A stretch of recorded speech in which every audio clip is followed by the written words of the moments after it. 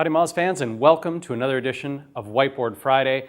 This week I thought I'd address something that's going on in sort of the broader SEO and inbound marketing communities, which is this idea that the only thing that SEOs do anymore is create content, right? And do content marketing. So we build some content and then we go market and we outreach and we try and get people to link to it. That is truly minimizing the job requirements, which are vast, incredibly vast, and much bigger than this idea. So I thought I'd take a little stab and drop a pebble in the ocean of things that SEOs are responsible for by tackling these 6 ways, 6 out of probably 600 ways, that you can earn higher rankings without investing in content creation or content marketing. So, first off, number 1, you can make your snippets better and your pages serve that intent. Let me show you what I'm talking about. So basically in the search results page, right, this is a very small mock-up of that, but I might do a search and I'll see a bunch of titles and then the URL below it and the meta description below that. And I might even see an author profile. I might see video snippets, right? If you've got some rich snippet markup, I'll see those in here. And this leads off to your page.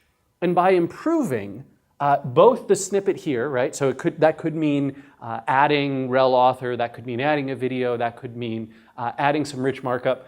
That could mean changing the title, tweaking the title to be a little bit more compelling to click on, changing the description, even actually, surprisingly, changing the URL. Some studies have shown recently that URLs, in fact, do contribute to whether people choose to click on them. And then it's not just about making this compelling, but also making whatever's on that page, whatever's on that snippet, match what's on the page that users get to. Because as we know, pogo sticking, right, people jumping off of this page hurts you in 2 big ways. One, it hurts you because the engines directly look at pogo sticking behavior and go, oh, people click on this and then they go back and they don't like it. I'm out of here, I don't want to rank this page. And 2, you don't have an opportunity to convert those people into buyers or into potential sharers or linkers to your content. All right, so number 1, completely outside of content creation can seriously move your rankings up. Number 2, improving the crawl friendliness and the pages of value ratio on your website. So I was talking to a very smart SEO over email the other day, and he said something that I loved. He said, I have never seen and never worked with a large site where improving crawl bandwidth didn't mean significant increases in organic search traffic. And I thought that was very wise and well said. That's certainly been the case that I have seen as well, but I liked his phrasing of it in particular. And so this idea that, well, okay, I've got a good page here, right? Good page represented by Smiley Face Dude, right? And Smiley Face Dude is linking out to, well, 3 not so great pages, right? Pages that Google doesn't particularly want to index. They don't provide a ton of value to them or their searchers or to users in general. And it's often the case that websites just have these, right? You go and look at your website. I bet you'll click around and you'll be like, man, why do we even have this page anymore? This doesn't help anybody. Doesn't help anybody. Well, if you improve the ratio of those pages, right? Get rid of or toss out or even just remake some of those pages, you can significantly improve your crawl bandwidth and the happiness that Google sees with your site. And I'm not just talking about sort of penalties like Panda that might affect people who have very large quantities of low quality stuff.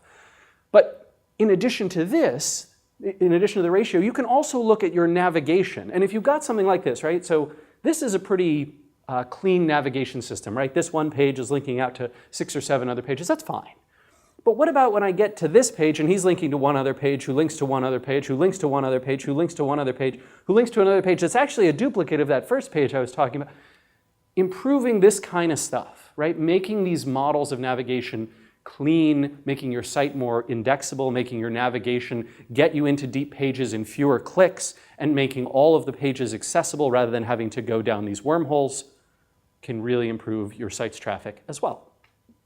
Number 3, probably the simplest one on the list, you make your pages faster, the internet will reward you. Some of this is direct, right? Some of this is Google essentially saying, yes, page speed is a very small portion of our ranking algorithm. We do take it into consideration. But a lot of it is not Google directly. A lot of it is users being much happier and doing the same thing we talked about up here, which is reducing your bounce rate, reducing that pogo sticking activity, and meaning that you have an opportunity to convert a lot more of those people into buyers, sharers, appreciators of your brand. Number 4, I actually really like this one. This is one of my favorite ways to do link building in general, right? Link earning in general. And that is to leverage your network to help attract those links, shares, traffic, endorsements, etc. I've seen a couple of people that I really admire in the field who've basically taken to this tactic, right? They say, hey, whenever someone tells us, we really love you, we think your service is amazing, they say, thank you so much, that means the world to us, and it would mean even more if you would tell someone about it. Your friends, your social network, point to us on your site somewhere. We don't care if it's a followed link, a no followed link. We're not asking for links. What we're asking for is, if you think you got something great by working with us, by buying our product, by using our service, by interacting with us, we helped you in some way, please share it. That's all I'm asking. I've even seen it, I saw it in one guy's, actually it's a woman's, email signature, right? She just said that, if I've ever been helpful to you, it would be awesome if you could share our website. Well, I don't know what the conversion rate is like for her, but it doesn't even matter if it's 0.001%. That is a bunch more links and shares and help. What a wonderful way to earn the kinds of signals that will help you rank better. By the way, for a little bit more on this topic and a specific tactic here, check out a blog post I wrote a little while ago called the Help Me, Help You Dinner. It's a little Jerry Maguire, I know, but sorry. Number 5, go try this process for me. Identify the pages on your site that make people happy but that aren't earning organic search traffic. Here's what I mean. They've got high engagement, right? A low bounce rate, a good number of visits, a high browse rate, meaning people are clicking and visiting other pages after them, but they don't get organic search traffic. This actually happens quite a bit, that you see pages like this. Oftentimes, not always, but oftentimes, the culprit here is that the keyword targeting and the keyword optimization just isn't there, right? Essentially, these are pages that are created not by SEO folks or by SEOs who just kind of forgot or were targeting keywords that have long since stopped being searched for.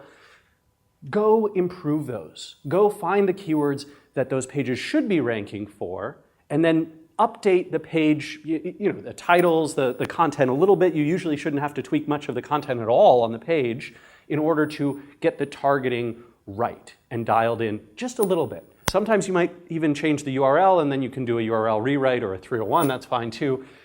If you're doing a more significant update process, go ahead and relaunch and reshare it as well, right? Especially if a lot of people have forgotten about it, if search engines have forgotten about it, just that update, just that freshness signal can help you get a little bit more in your rankings.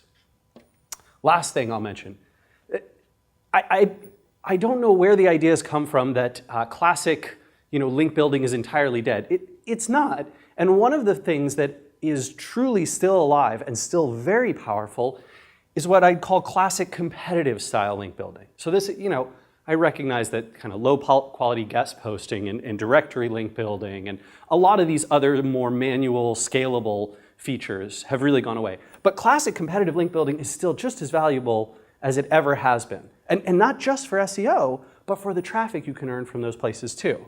So go and use your favorite link building tool. We like Open Site Explorer or Fresh Web Explorer if you're looking at sort of things that have been just recently published. We do have a tool as well called Link Intersect, right, that helps you find links that, or pages that 2 or more of your competitors are linked to by, but you have not been, those kinds of things. I think Majestic SEO also has a feature like that, so you can check them out. And then you create this sort of prioritized list, right? 1, 2, 3, 4, 5, 6, for outreach and starting to try to contact some of these people. And what I recommend, because a lot of people get disheartened if they go to the first guy and there's just a bunch of hoops that they have to jump through and it's very hard to find any contact information, and then it's very hard to get a response. And when you do get a response, it's negative and you can just get beaten down. What I like to do, therefore, especially because getting links from a diverse group of places is often more valuable than just getting 1 or 2 here or there, is to go ahead and prioritize the list by how easy you think it will be, right? If there's a journalist who's already following you on Twitter and they've written about some of your competitors and you figure they're going to keep writing about this topic, why wouldn't they write about you? Great. Do a little bit of outreach. Ask them what that you can do to be featured in the next story. It's probably a relatively simple one. If there's a page that's listing resources of the kind that you already have, great. Go reach out to them. That's probably a very simple one. This sort of stuff, and hundreds more like it, are all in the realm of what SEOs, modern SEOs, still have to be doing in addition to the newer obligations that we have around content creation and content marketing and all of this social media work and those kinds of things. So I try not to forget any of this, but I know that we have a lot of other obligations as well. And I hope you've enjoyed this edition of Whiteboard Friday. We'll see you again next time. Take care.